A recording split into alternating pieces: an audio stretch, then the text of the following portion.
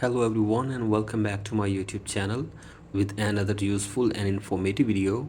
So guys, in this video I'm going to show you how to downgrade from iOS 26 to iOS 18.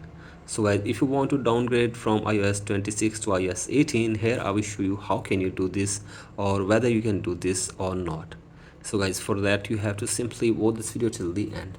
So guys, first of all, go back to your home screen and now open settings on your device, and from here you have to scroll it below and go to general and then software update, and from here you can see the version of your software.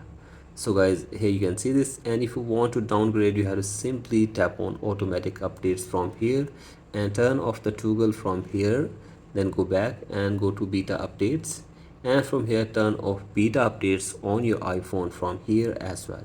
So guys, do this, and after this go back to your home screen and now close the window, again open settings and now scroll it below and go to screen time, and once you are here you have to simply scroll it below and tap on content and privacy restrictions and turn off the toggle for content and privacy restrictions from here.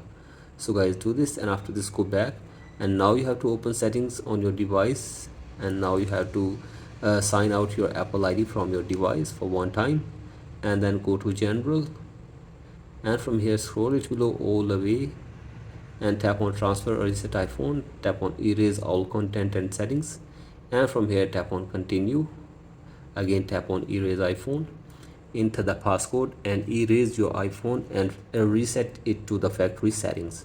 So guys, do this, and after this when you restart your device it will be downgraded from iOS 26 to iOS 18. So guys, this is the way to downgrade your iPhone from iOS 26 to iOS 18. So guys, that's it for today's video. Hope this video helps you. Please like and subscribe to my YouTube channel as well. Thank you.